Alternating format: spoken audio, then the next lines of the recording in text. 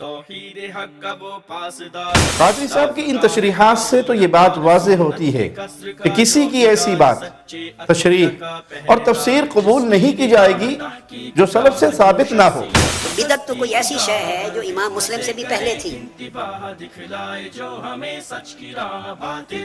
بدعت تو کسی ایسی چیز کا نام ہے جو بہت پرانی ہے۔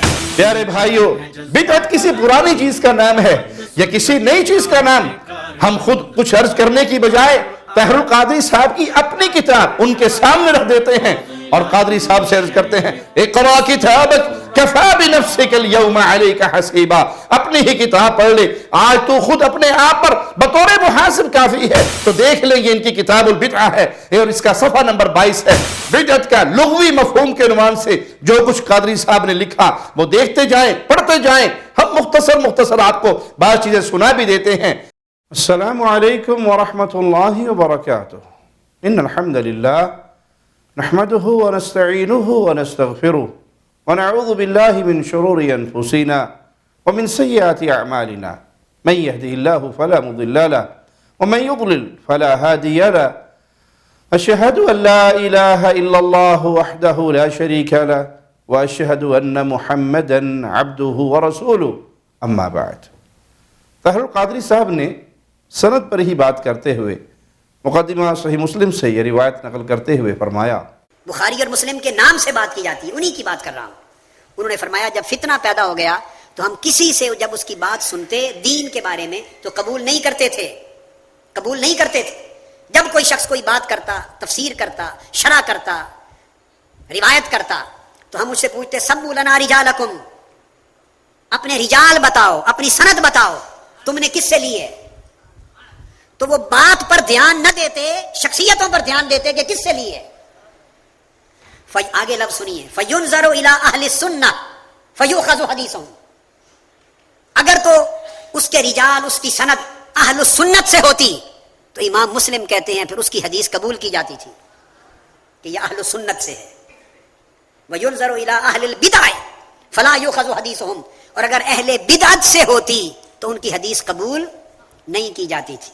قادری صاحب کی ان تشریحات سے تو یہ بات واضح ہوتی ہے کہ کسی کی ایسی بات تشریح اور تفسیر قبول نہیں کی جائے گی جو سلف سے ثابت نہ ہو، جبکہ ہم دیکھتے ہیں کہ وہ اپنے بدعی اعتقاد و اعمال کو ثابت کرنے کے لیے قرآن مجید کی آیات سے یا احادیث سے وہ کچھ ثابت کرنے کی کوشش کرتے ہیں جو بات رسول اللہ صلی اللہ علیہ وسلم اور صحابہ کی تعلیمات معمولات سے کہیں نہیں ملتی۔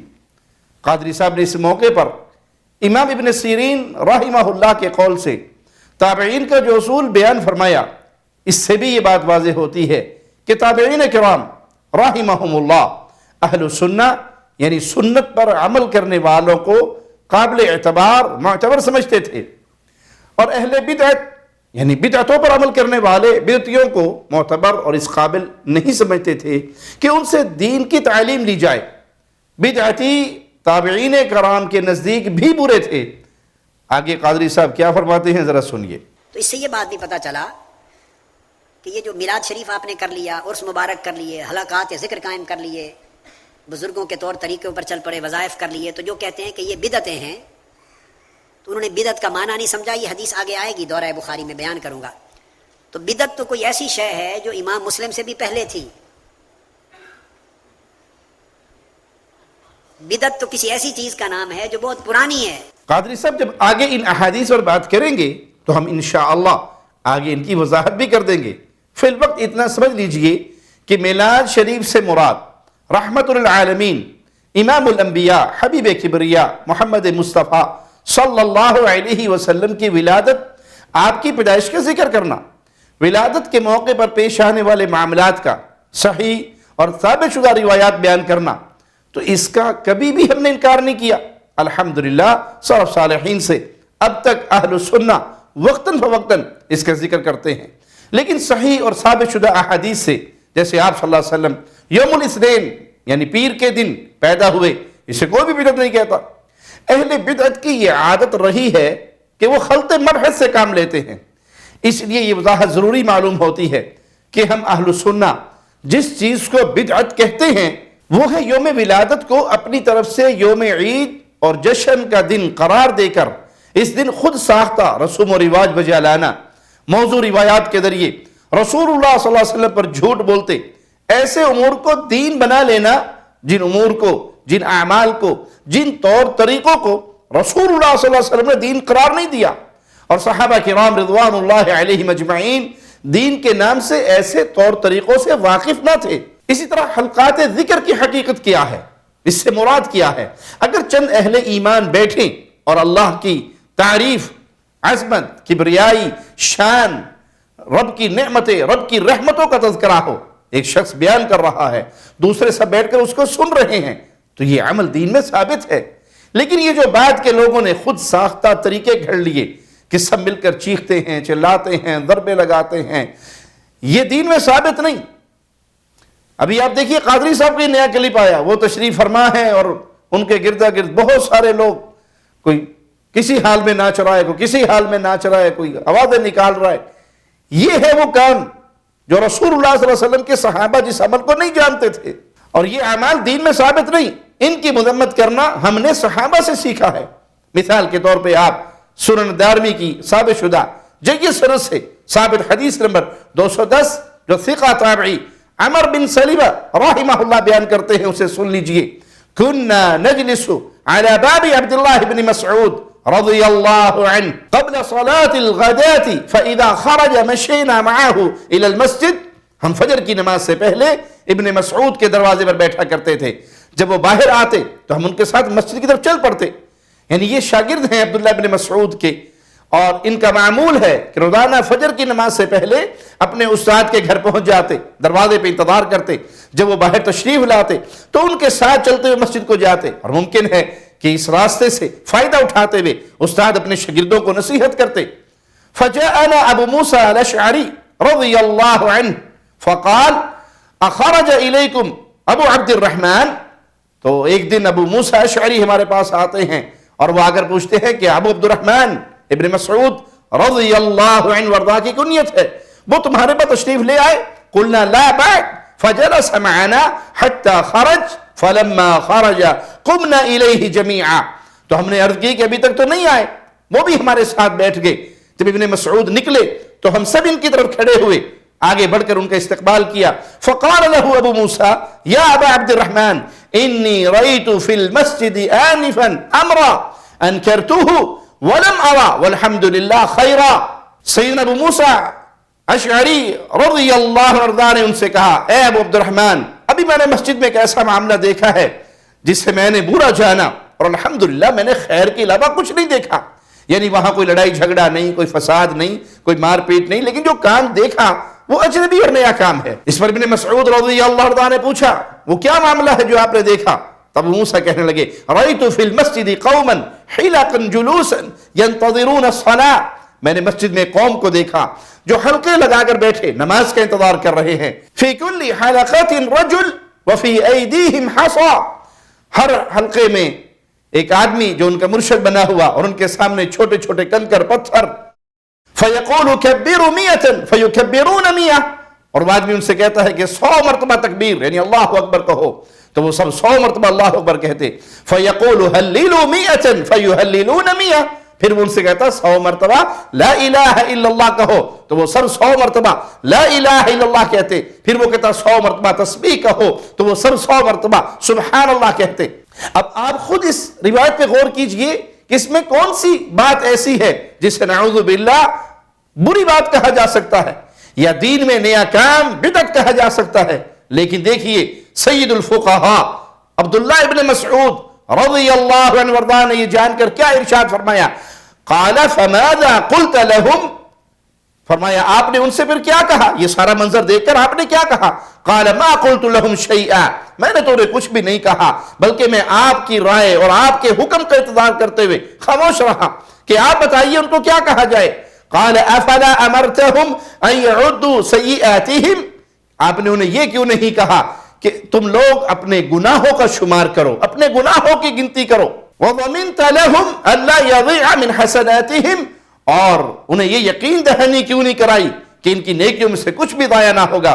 ثم مضى ومضينا معه پھر ابن مسعود چلے اور ہم بھی ان کے ساتھ چلے، حتی اتا حلقة من تلك الحلق، یہاں تک کہ ابن مسعود ان حلقات میں سے ایک حلقے کے اوپر پہنچے، فوقف علیہم فقال ما هذا الذي اراكم تصنعون، اور فرمائے کیا طریقہ ہے جو میں تمہیں کرتا ہوا دیکھ رہا ہوں۔ حالانکہ ابن مسعود کو ابو موسیٰ اشعری رضی اللہ عنہما پہلے ہی بتا چکے، اب وہ مسجد پہنچ کر خود اپنی مبارک آنکھوں سے دیکھ بھی رہے ہیں کہ ایک مخصوص طریقے سے اللہ اکبر، سبحان اللہ، لا الہ الا اللہ یہ کہہ رہے ہیں۔ جیسے آج کل بھی بہت سے لوگ حلقہ ذکر اور اس طرح کے اعمال میں کوئی برائی نہیں سمجھتے، کوئی لائٹیں بند کر کے اللہ کا ذکر کرتا ہے، کوئی ساز کے ساتھ اللہ کا ذکر کرتا ہے، مختلف طریقے ہیں، اور اس کو ایک اچھا عمل، نیک عمل، آخرت کے لیے ذخیرہ بنانے والا عمل، اس کو بنا کر اور ثواب کے لیے کرتے ہیں۔ لیکن رسول اللہ صلی اللہ علیہ وسلم کے تربیت یافتہ اور قریب ترین ساتھیوں میں سے ایک فرد بطور تنبیہ ان سے پوچھ رہے ہیں، ان لوگوں نے جواب دیا، یا ابا عبد الرحمن حسن نعد به التکبیر والتہلیل والتسبیح، اے ابو عبد الرحمن یہ کنکریے ہیں جن کے ساتھ ہم تکبیر، تہلیل اور تسبیح شمار کر رہے ہیں۔ تو ابن مسعود رضی اللہ عنہ وارضاہ نے جواب میں یہ نہیں فرمایا کہ ماشاءاللہ تبارک اللہ بڑا اچھا کام کر رہے ہو، حلقہ ذکر قائم کیا ہوا ہے، سبحان اللہ نہیں فرمایا، بلکہ ابن مسعود نے کیا فرمایا، فَعُدُّوا سَيِّئَاتِكُمْ فَأَنَا ضَامِنٌ أَلَّا يَضِعَ مِنْ حَسَنَاتِكُمْ شَيْءٍ، تم اپنے گناہوں کو شمار کرو، بس میں تمہیں یقین دلواتا ہوں کہ تمہاری نیکیوں میں سے کچھ بھی ضائع نہیں ہوگا۔ وَيْحَكُمْ يَا أُمَّةَ مُحَمَّدْ مَا أَسْرَعَ هَلَكَتْكُمْ، اے امت محمد تم پر افسوس، کس قدر جلد ہی تم ہلاکت کی طرف جانے لگے۔ هؤلاء صحابة نبيكم صلی اللہ علیہ وسلم متوافرون وهذه ثيابه لم تبلع وآنيته لم تكسر، یہ تمہارے نبی صلی اللہ علیہ وسلم کے بہت سے صحابہ رضوان اللہ علیہم اجمعین تمہارے درمیان موجود ہیں، اور یہ ان کے کپڑے، نبی صلی اللہ علیہ وسلم کے کپڑے جو ابھی تک پرانے نہیں ہوئے، اور یہ ان کے برتن جو ابھی تک ٹوٹے نہیں۔ وہ سمجھا کیا رہے ہیں کہ ابھی نبی صلی اللہ علیہ وسلم کی وفات کو زیادہ وقت نہیں گزرا کہ تم نئے نئے کام کرنے لگے، اپنی مرضی چلانے لگے۔ والذی نفسی بیدی انکم لعلی ملت ہی اہدی من ملت محمد صلی اللہ علیہ وسلم، اس ذات کی قسم جس کے ہاتھ میں میری جان ہے، یا تو تم ایسے طریقے پر ہو جو محمد صلی اللہ علیہ وسلم کے طریقے سے زیادہ ہدایت والا ہے، او مفتتح باب الضلالہ، یا پھر تم گمراہی کے دروازے کھولنے والے ہو۔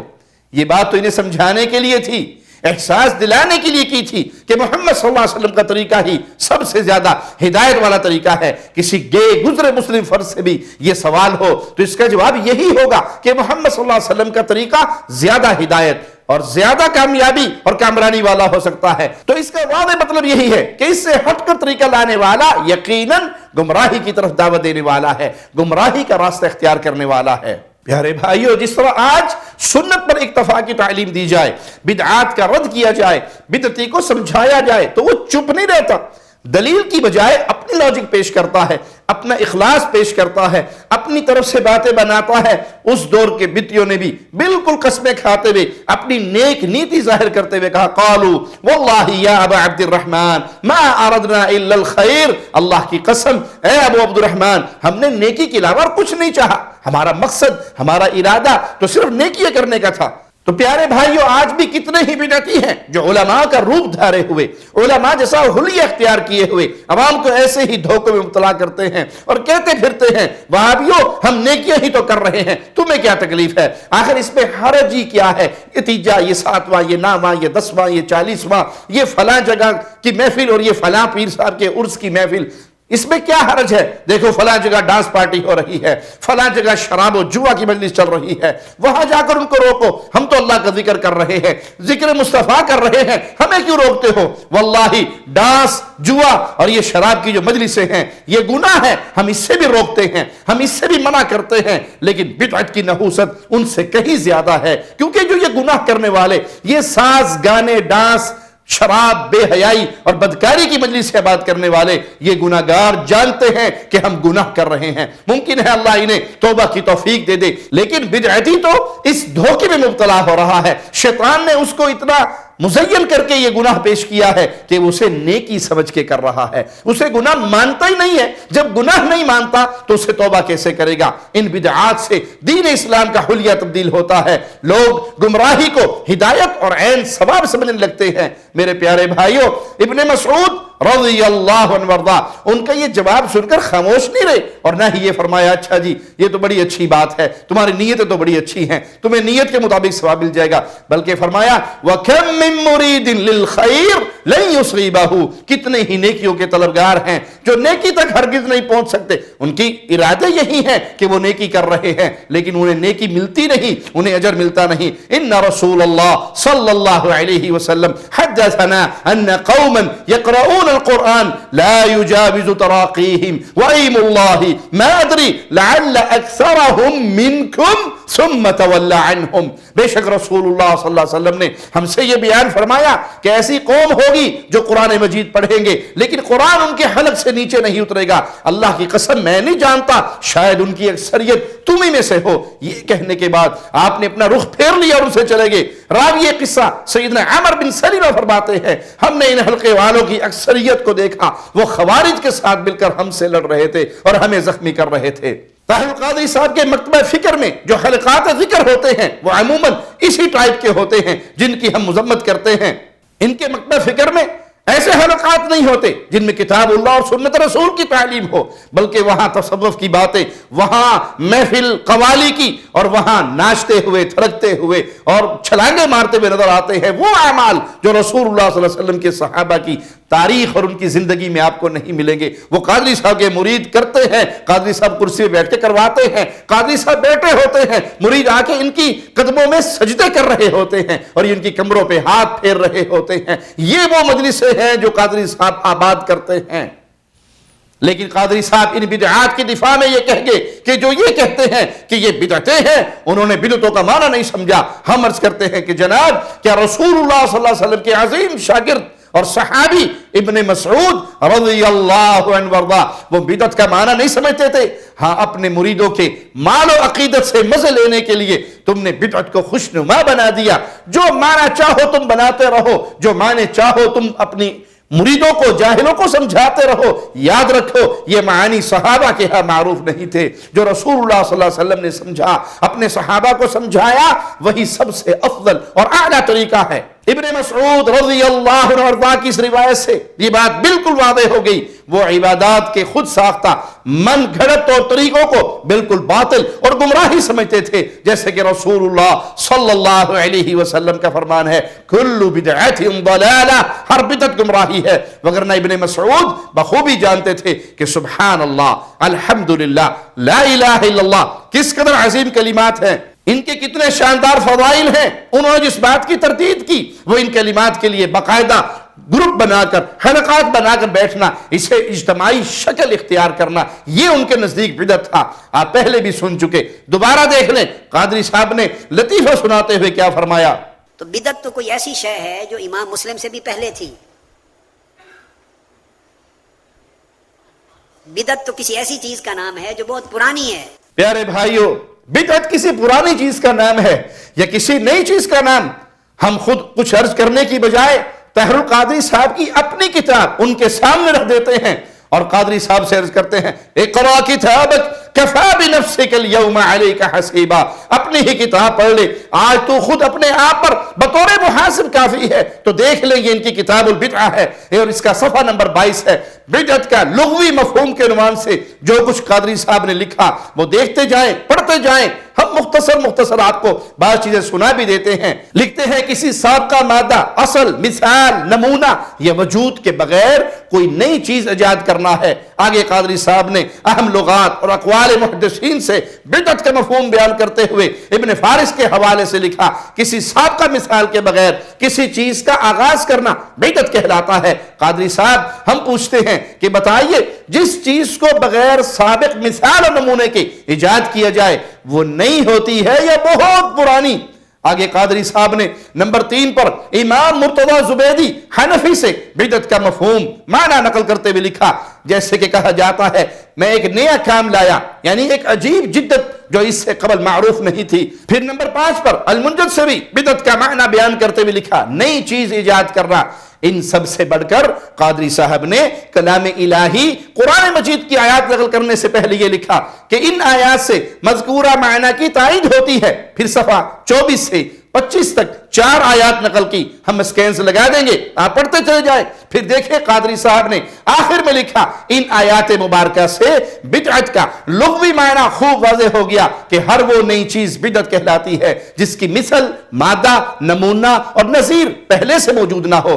حضرات غور سے اس کو سن لیجئے، غور سے ان کتابوں کو، ان سکینز کو پڑھ لیجئے، غور سے دیکھیں قادری صاحب نے خود قرآن مجید کی 4 آیات نقل کر کے بدعت کا معنی نئی چیز بتلایا، لیکن نام نہاد دورہ صحیح بخاری اس میں ان آیات کی مخالفت کرتے ہوئے قادری صاحب کیا فرماتے ہیں ذرا سنیے۔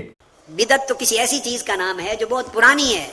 اگر کسی کے ذہن میں یہ آئے کہ جی یہ تو ڈاکٹر صاحب نے صرف لغوی معنی مفہوم بیان کیا، تو میرے بھائی ایسا نہیں۔ صفحہ 25 پر ہی اگلا عنوان ہے بدعت کا اصطلاحی مفہوم، تو اس میں سب سے پہلے امام نووی رحمہ اللہ سے بدعت کی تعریف نقل کی، تو اس میں بھی لکھا بدعت سے مراد ایسے نئے کام کا ایجاد کرنا جو عہد رسالت مآب صلی اللہ علیہ وسلم میں نہ ہو۔ پھر صفحہ 26 پر علامہ ابن رجب حنبلی رحمہ اللہ سے بدعت کی اصطلاحی تعریف نقل کرتے ہوئے لکھا بدعت سے مراد ہر وہ نیا کام ہے جس کی شریعت میں کوئی اصل موجود نہ ہو۔ پھر صفحہ 27 پر ابن حجر عسقلانی رحمہ اللہ سے بھی نئے کام والی بات نقل کی۔ آگے بھی ایسا بہت کچھ لکھا ان حوالہ جات سے، اور خود مدعی کے اپنے بیان سے واضح ہے کہ بدعت پرانی چیز کو نہیں بلکہ دین میں نئے کام کو کہتے ہیں۔ باقی اگر قادری صاحب نے بدعت پر مزید بحث کی تو انشاءاللہ ہم وہاں بھی اس پر کچھ عرض کریں گے۔ اللہ سے دعا ہے اللہ ہمیں دین حنیف پہ قائم رکھے، اس حال میں موت دے،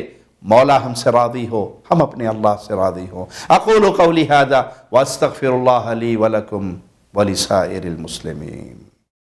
ہر لمحہ قرآن اور سنت کا ترجمان، فضیلت الشیخ توصیف الرحمان۔